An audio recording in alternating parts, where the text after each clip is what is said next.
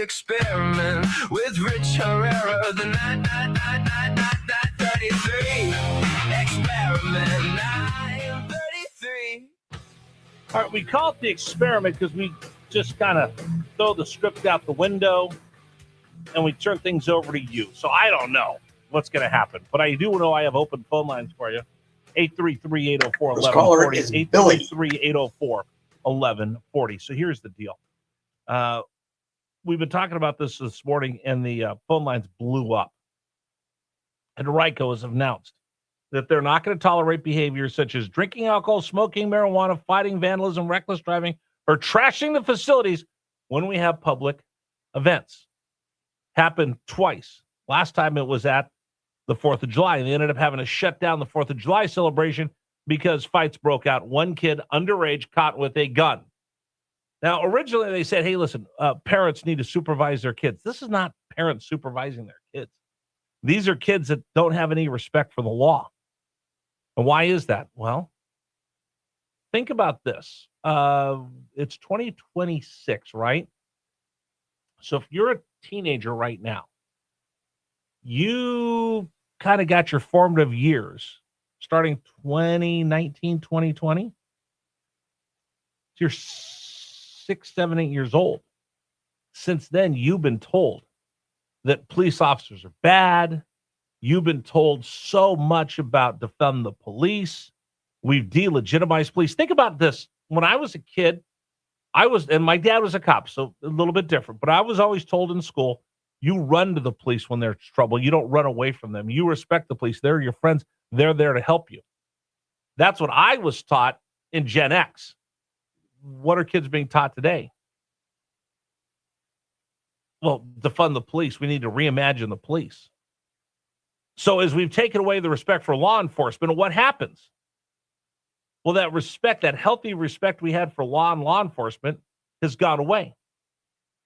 And I'll show you it's either the BLM protests, it's either the defund the police protest, or now it's morphed into let's attack ICE. And once you attack ICE and you attack that badge, then you attack all law enforcement.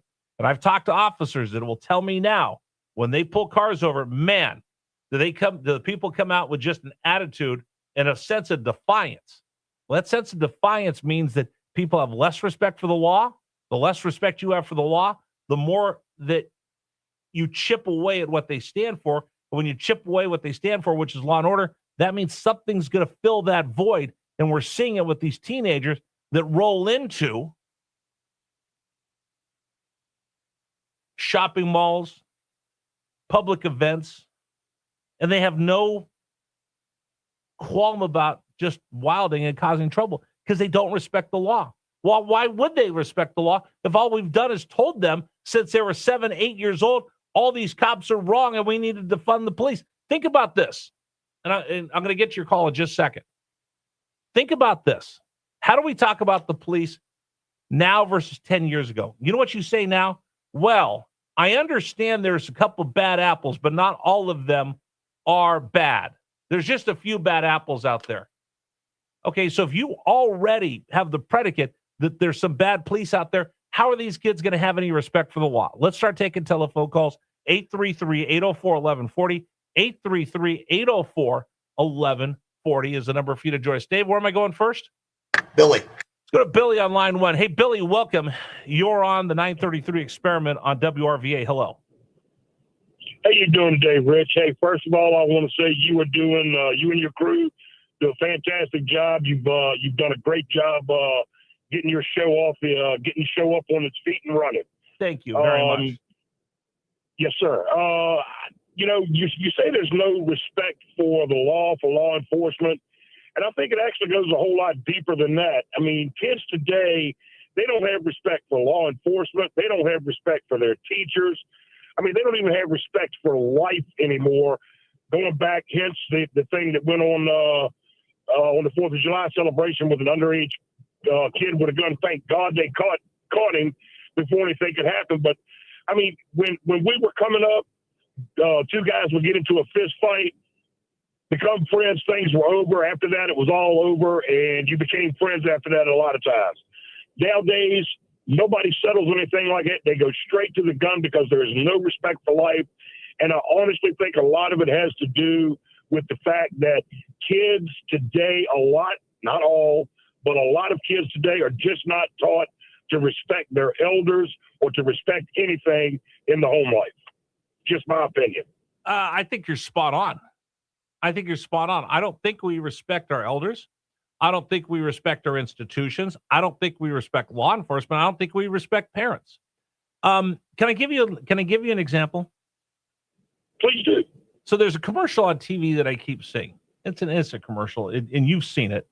It's a little kid at a breakfast buffet, and the adult says, "Oh, look, there's a breakfast buffet. You can have anything that you want out there."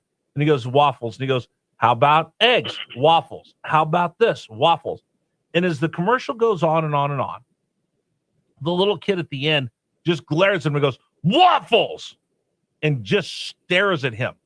As disrespectful as anybody I've ever seen as a little kid looking at an adult, "Waffles!" and glares at him. He goes, "Okay, my man, just waffles." That's something exactly. that's something that we put out as an advertisement for a hotel. What does that show you? Would you want to go to a hotel where kids act like that? Absolutely not. So I think our whole society is now being inundated with things just like you just mentioned about your commercial. And I mean, a lot of it is, it has gone completely off the rails in that arena. So there's a couple things I see. I don't know if you've watched any kid shows lately, but I know I watched kid shows when my son was growing up. A friend of mine pointed out, he goes, "Have you noticed since the advent of cable TV, all the shows that you look at, it's the kids are smarter than the parents. The kids know more than the parents. And some kid shows, they're not even parents around. They've been taught that they're so much smarter than their mom and dad." Now, why is that? I could throw a bunch of different ideas out there, but the bottom line is kids don't learn any respect for their elders. My son's 25. I look at the shows he watched as a kid. There was one called The Sweet Life of Zach and Cody. It was a Disney show. They lived by themselves. There was no adults in their life. So they didn't learn to respect their parents. They just got to do whatever they want. It was the coolest thing in the world. There's a show called iCarly, really popular kid show about 15 years ago. It was a brother and a sister that lived by themselves, no dad, no adults around, and they lived their life. And kids love that show. So kids have grown up watching TV with no parents around, with no authority figures. Now, you and I are older. You look at the TV we grew up watching, Andy Griffith. Andy was constantly teaching Opie life lessons. Happy Days, Howard Cunningham was constantly being a great father to Richie and Joni. Think about the shows that we've had over the last 20 years. How many of those have had a strong father figure that set that role model so people understood? Our modern society, our modern entertainment, the value of strong parental rights, fatherhood, and respect of your elders. It's all gone right out the window, and you're exactly right. And that's where I say, and people get mad at me, and I don't care. I'm going to keep saying it. I'm not here to not hurt your feelings. I'm here to tell you what I see. We are counterculture right now. And the culture we have right now is encouraging this type of behavior. We're counterculture. We're standing up to where Hollywood tells us we should be, where movies tell us where we should be, where the media tells us where we should be. They've got their own agenda and their own culture they're trying to show the rest of the world. We're saying, I'm going away from that. There's a movie that came out. I was really excited to see it. It's called Supergirl. I love superhero movies, but Hollywood has ruined them for me. So I have Superman, Truth, Justice, the American Way. I've got Supergirl, who's a party girl who doesn't really care, and just she's brat, meaning she could say whatever she wants. She doesn't care. She plays by her own rules, and the rest of us can go kick rocks.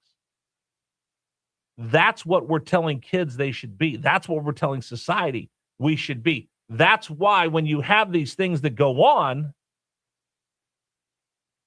this is the result you get.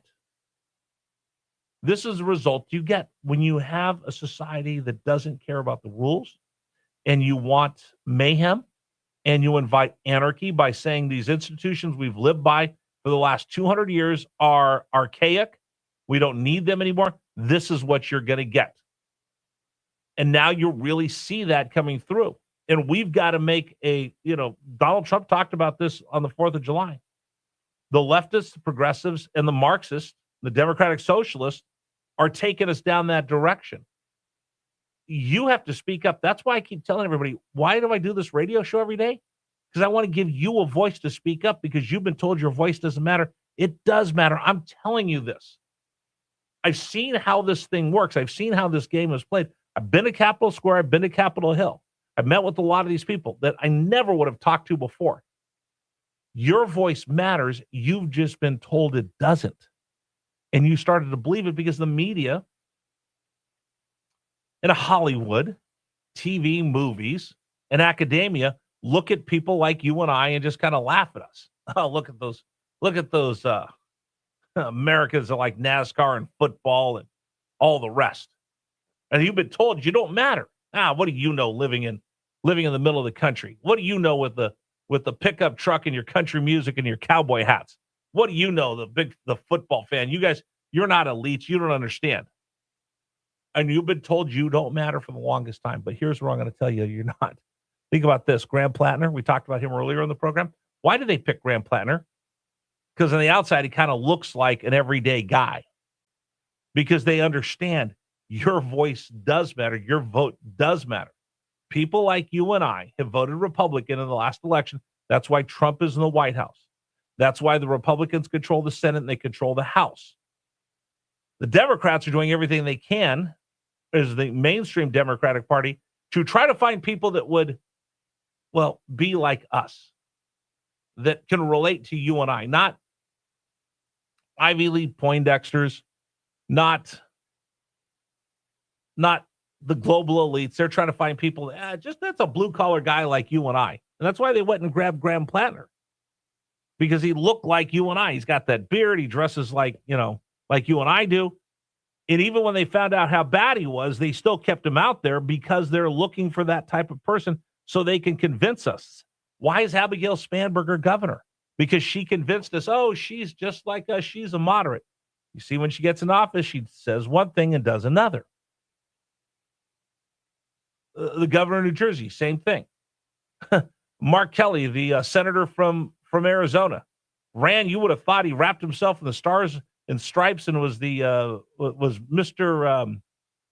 Most patriotic American right-wing leaning guy, and he gets in there and he goes completely different. And then yesterday, I saw the picture of him wearing a Team Mexico jersey on July 5th.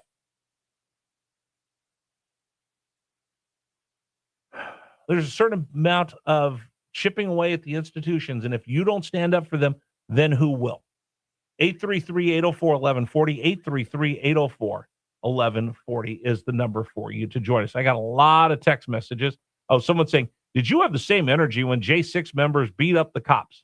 See, now you're playing whataboutism. If you can't have an argument with me or you don't have something to add to this conversation, then you throw up a straw man or you throw something else out. That's how I know I'm onto something. When we get on these type of subjects and I get people that are don't agree with me, you throw out something completely off subject in order to run around what I'm saying. So if you want to bring up January 6th, we can have that separate conversation. Never should you breach the Capitol. They were wrong. Period. Done. End of story. Now let's get back to what we're talking about, because you can't justify one by saying, well, look what they did. Well, that's whataboutism. That's just trying to justify it. Well, what about this? Okay, what about that? We're talking about this. And right now you see in our community what's going on when you've got kids, Robert, that just don't respect the law, which means they don't respect us. Let's go to Robert next on line one. Hey, Robert, welcome. You're on the 933 Experiment. Good morning. Good morning. Yeah, I believe a lot of it is the social media that's showing all of these body worn cars where cops are just getting in trouble. They're doing the wrong thing. And that's mostly what you see. You don't see the videos of the good cops bringing the formula to the family that needs it. And that is a big problem. Wait a minute, say that one more time. You cut out for just a minute. So I agree with you. Social media makes this thing so warped. What do you see on social media? You see cops really taking people's civil rights away, the due process, and that's what they see. They don't see the good cops. They don't see the cops sled riding with the kids or helping them with their lemonade stands or rescuing people. What you see on Instagram, TikTok, Facebook is cops doing wrong. Do you think that's on purpose? Well, I mean, that's what gets clicks. It's money. It's the bottom line is those are all free enterprise. You know, that's capitalism. Well, actually, there's algorithms that feed into what you want to see. So I bet you, if I looked at your Instagram and we just started scrolling, it's going to be a heck of a lot different than mine, heck of a lot different than Super Dave's, and a heck of a lot different than anybody else listening. We all get, the more we look at something, that algorithm says, oh, this is something that guy really likes, and they keep feeding it to us over and over and over and over again. So you stop in a video, you're going to get more videos like that. Have you ever noticed that when you're going through reels and you see something, all of a sudden, I'm looking at something about football, now I'm going to get nothing but football down my reel. So if I look at one of those videos and I like it, forget about it. That's all they're going to feed you. It's not an accurate representation of what's out there. It's just to show you, to predict what you want to see so you stay on the platform longer. Well, when you're talking about teenagers, what are they going to look at? What are they going to watch? What is the algorithm going to pick up on for them? Oh, absolutely. And it keeps feeding and reinforcing. I'm not saying that every cop is great. I'll be honest with you. I used to get offended. These cops need more training. My brother's law enforcement. He goes, you're right. And I said, what do you mean? He goes, I get training every 3 months as a probation officer of proper techniques, how to arrest people, because that's what I do. I arrest people all the time that have in violation. So they're going to go away. So we know how to do it. If you're a cop on the street, you're asked to do so many different things: save people's lives, arrest people, stop robberies, take reports, 1 minute, work with people. You have so many different things that you're asked to do. Yeah, you need to get retrained on a lot of these things. So I think you hit the mark on the head right there. It's social media that emphasizes all the bad stuff, and that's why we keep seeing everything chip away at our society. Great call, thank you. All right, let's wrap everything up for the day. Time for me to get out of the way. Brian Kilmeade's coming up next, and then Dan Lash, and then Jeff Katz. All right, that was fun. Time for our national anthem, brought to you by Freedom Services at Training, the biggest little gun store in town, located in Mechanicsville. All right, I'll be back tomorrow morning with you at 6 a.m. We get up every morning because there's a couple things I think that are always worth standing up for. One is my family. The other is this great country that I've been given the blessing to be a part of, and I want to make sure I pass it along to my kids and your kids. That's why we get up every morning and do what we do here on Richmond's Morning News. So until tomorrow morning at 6 a.m., thanks for joining us, everybody. I'm Rich Herrera. This is Richmond's Morning News on News Radio WRVA. Please stand for the national anthem of the United States of America. Oh, say, can you see by the dawn's early